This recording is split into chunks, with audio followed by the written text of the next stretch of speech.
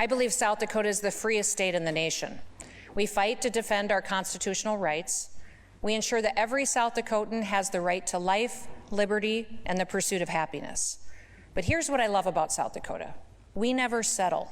We never sit back and say, that's good enough. We turn challenges into opportunities.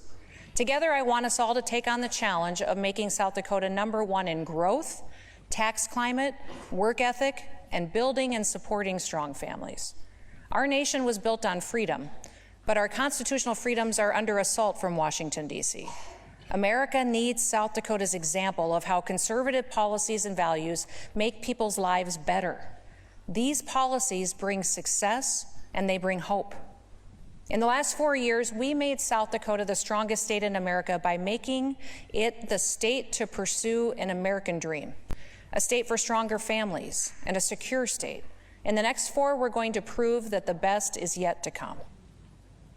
Now, together, we have to continue to build and to advance that American dream. And in this legislative session, we will accomplish that. We're going to accomplish it by cutting taxes for people. We continue to have record surpluses. And what should we do with those surpluses? My answer is simple. Cut taxes and provide relief for South Dakotans.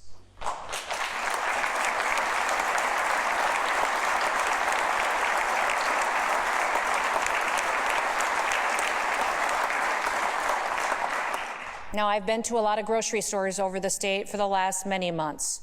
Prices have dramatically increased for the past 2 years that families weren't prepared for.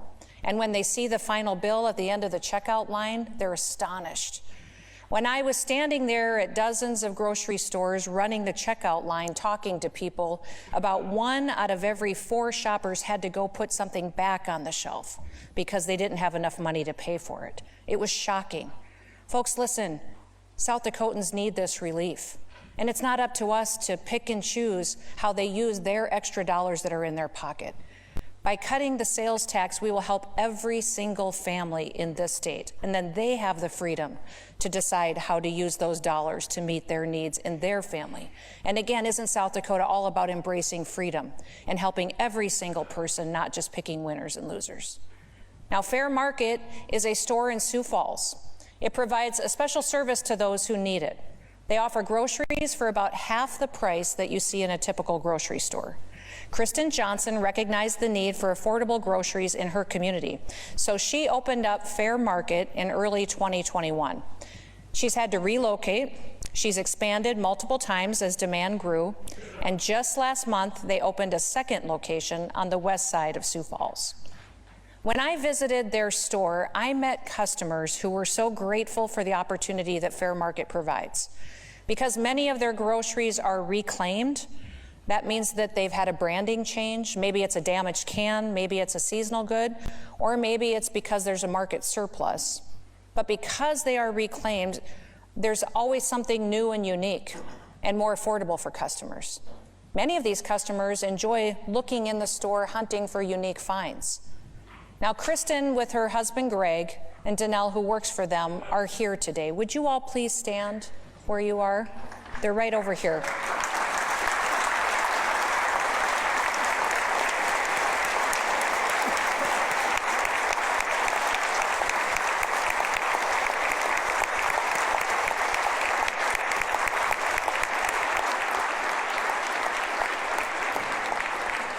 Thank you for all that you do for the people right here in South Dakota.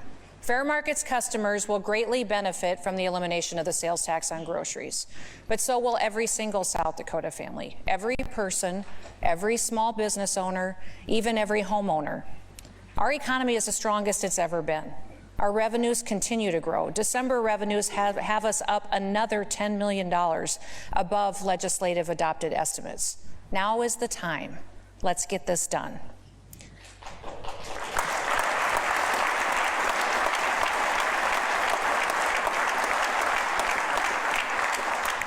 South Dakota's economy has been thriving over the past few years, but with that, we've experienced some growing pains. In 2022, our unemployment rate was the lowest that it's been in our state's history, but we still have 23,000 open jobs in our state. During my first year in office, I signed legislation that recognized occupational licenses for military spouses who moved to our state. Then 2 years ago, in response to the challenge of filling healthcare jobs, I proposed legislation to recognize the healthcare licenses of folks moving here from all other states.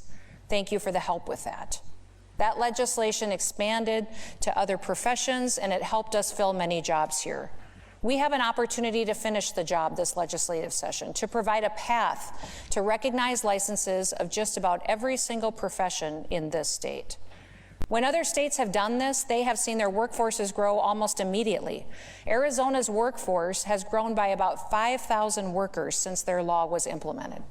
Thousands more in the future to come as well. That's the kind of drastic workforce boost that we need right here in South Dakota. We are constantly looking for opportunities to expand registered apprenticeship programs here in our state.